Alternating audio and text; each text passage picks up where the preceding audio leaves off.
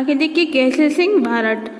केसरी सिंह भारट का जन्म 21 नवंबर 1872 ईस्वी को मेवाड़ राज्य की शाहपुरा रियासत के ठिकाना देवपुरा खेड़ा में हुआ था। अब जो है केसरी सिंह भारट का जन्म कब हुआ? 21 नवंबर 1872 को हुआ था और शाहपुरा जो रियासत थी मेवाड़ की, उसका एक ठिकाना था देवपुरा खेड़ा, वहां पर हुआ था। अपने पिता से उन्होंने विदेशी दासता के प्रति विरोध सीखा और जो है इनके अंदर जो क्रांतिकारी गतिविधियों का जो गुण जो है, क्रांति का जो गुण है वो अपने पिता से आया, क्योंकि इन्होंने अपने पिता से ही जो है विदेशी दासता के प्रति जो विरोध करना सीखा था। मेवाड़ के महाराणा के विश्वस्त बनकर उन्होंने श्याम कृष्ण वर्मा को 1893 में मेवाड़ आमंत्रित किया और आगे चलकर इन्होंने क्या किया, जो मेवाड़ के महाराणा थे उनसे विश्वस्त बनकर उन्होंने क्या किया, श्याम कृष्ण वर्मा को जो है 1893 में क्या किया, मेवाड़ में आमंत्रित किया। यह कदम अंग्रेजों को सहन नहीं हुआ और आगे चलकर जब उन्होंने श्याम कृष्ण वर्मा को जो है मेवाड़ में आमंत्रित किया तो जो है अंग्रेज जो थे उनको जो है श्याम कृष्ण वर्मा को जो है मेवाड़ बुलाने की जो बात थी वो समझ में अच्छी नहीं लगी। मेवाड़ के पॉलिटिकल एजेंट के कहने पर उन्हें सरकार से सरकारी नौकरी से निकाल दिया गया। और अब देखिए आगे चलकर जो है जब उन्होंने श्याम कृष्ण जी वर्मा को बुलाया तो अंग्रेज उनसे इतने नाराज हो चुके कि उनको क्या कर दिया, नौकरी से निकाल दिया। 1900 ईस्वी के अंदर ईस्वी में कोटा के महाराव के आग्रह पर वे कोटा आ गए और 1902 ईस्वी से लेकर 1907 ईस्वी तक कोटा राज्य में सुपर इंटेंडेंट एथिनोग्राफी पद पर कार्य करते रहे। और आगे चलकर जो है जब उनको अंग्रेजों ने नौकरी से निकाल दिया तो कोटा के महाराव जो थे उन्होंने उनको जो है कोटा आने के लिए कहा और वो कोटा चले गए और 1902 से लेकर 1907 तक क्या रहे, वो कोटा के अंदर राज्य में जो है सुपरिंटेंडेंट एंथ्रोग्राफी पद पर जो है कार्यरत रहे।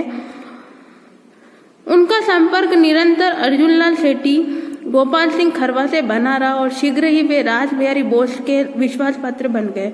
अब देखिए जो केसरी सिंह भारट है इनकी जो है संबंध जो है इनके जो है अर्जुनलाल सेठी है, गोपाल सिंह खरवा, इनसे सबसे बने रहे और अर्जुनलाल सेठी किससे प्रभावित थे, रासबिहारी बोस से। तो ये भी क्या चले आगे चलकर जो है रासबिहारी बोस के विश्वास पात्र बन गए। राजस्थान में सशस्त्र क्रांतिकारी दल के संगठन का पूर्ण दायित्व केसरी सिंह पर आ गया। उन्होंने सशस्त्र क्रांति के लिए साधन जुटाने व लड़ाकू सैनिक जातियों को संगठित करने का कार्य आरंभ किया। अब आगे चलकर क्या हुआ कि राजस्थान में कौन सी क्रांति होनी थी, सशस्त्र क्रांति, यानी कि जो है शस्त्रों के साथ में जो है क्रांति होनी थी, युद्ध होना था। तो उसका पूर्ण दायित्व जो है केसरी सिंह भारट पर आ गया। उन्होंने क्या किया, जो एक तो सशस्त्र क्रांति के लिए जो है साधन जुटाना शुरू कर दिए कि भाई क्रांति के अंदर जो है कौन कौन से यंत्र चाहिए, कौन कौन से उपकरण चाहिए, कौन कौन से हथियार चाहिए, तो उनको जुटाने का काम किया। इसके साथ ही लड़ाकू सैनिकों को जो है संगठित करने का भी उन्होंने काम शुरू कर दिया।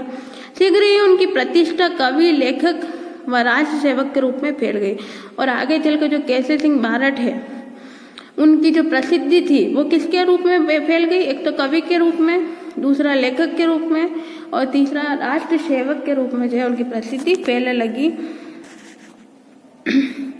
1903 ईस्वी में जब महाराणा फतेह सिंह ने दिल्ली दरबार में जाने की स्वीकृति दी तो केसरी सिंह ने इस कृत्य की निंदा स्वरूप महाराणा को 13 सोटा चेतावनी और चुंगटिया भेजे जो उन्हें रेल मार्ग में जाते समय मिले।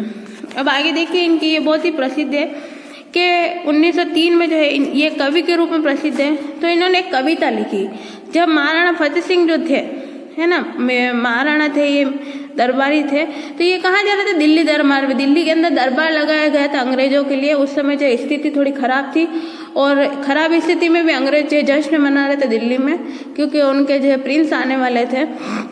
तो उन प्रिंस की स्वागत के लिए भव्य दिल्ली में दरबार लगा और उसमें शामिल होने के लिए फतेह सिंह जा रहे थे। लेकिन फतेह सिंह जब जा रहे थे और रेल के डिब्बे में बैठे तो उन्होंने वहां पर क्या की, केसरी सिंह जो भारट है इनकी कविता को पढ़ी, चेतावनी और चुंगटिया, और उस कविता को पढ़कर उनका जो है दिल्ली दरबार में जाने का जो है मन बदल गया था। देखिए यहाँ लिखा हुआ भी है, चेतावनी और चुंगटिया भेजे जो रेल मार्ग से जाते समय मिले, इन्हें पढ़कर महाराणा का मंतव्य बदल गया और दिल्ली पहुंचकर भी वे दरबार में सम्मिलित नहीं हुए। और जो है चैतन्य चुंगटियों की जो चुंगटिया जो थे है ना, सोल्टे थे ये, है ना, तो ये जो है केसरी सिंह बारट ने फतेह सिंह को जब भेजे और उन्होंने रेल में यात्रा करते समय उसको पढ़ा, तो जो है उनका जो दिल्ली जाने का मानस था वो रास्ते में ही बदल गया और वो दिल्ली जाने से पहले ही जो है रुक गए। ठीक है, तो ये बात हमको ध्यान रखनी है।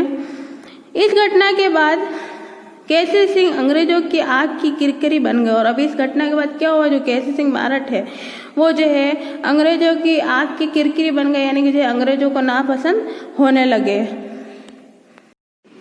अब आगे देखिए, जब केसरी सिंह बारट की क्रांतिकारी जो है सोल्टे पढ़कर फतेह सिंह का जो है मन बदल गया, तब जो है केसरी सिंह जो है अंग्रेजों की आंखों के क्या बन गए, किरकिरी बन गए, यानी अंग्रेजों का वो खटकने लगे कि भाई उनकी लेखनी में इतनी ताकत है कि वो लोगों का मन बदल दे। तो जब वो साक्षात अगर क्रांति करने उतरेंगे तो क्या होगा। तो इस स्थिति में जो है आगे देखिए क्या होता है। सरकारी गोपनीय रिपोर्ट के अनुसार उनके संबंध रास बिहारी बोस, सचिंद्रनाथ सन्याल, मास्टर अमीर चंद, अवध बिहारी बोस जैसे क्रांतिकारियों के साथ बताए गए।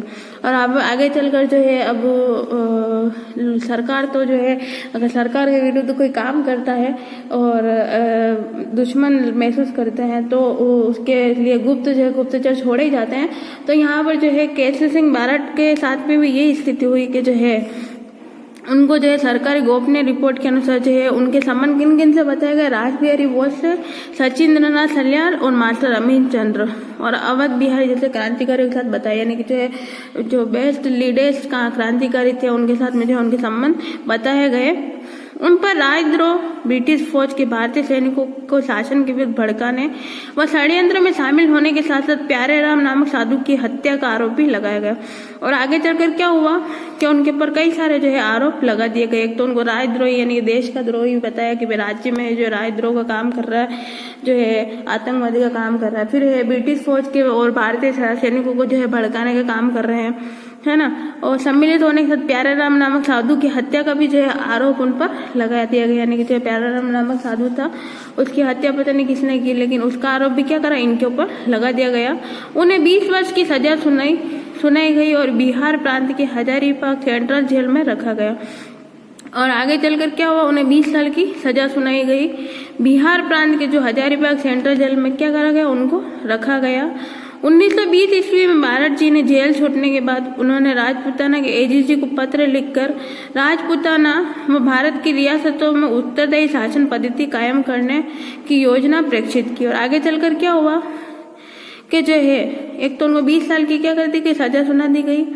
बिहार प्रांत के जो हजारीबाग सेंट्रल जेल में क्या कर दिया, उनको बंद कर रखा गया। और 1920 ईस्वी के अंदर जो है बारट जी ने जब वो जेल से छूटे तो छूटने के बाद उन्होंने क्या किया, राजपूताना के एजीजी को पत्र लिखा और पत्र लिखकर राजपूताना और भारत की रियासतों में जो है उत्तरदायी क्या किया, शासन पद्धति कायम करने की योजना उन्होंने प्रेक्षित कर दी।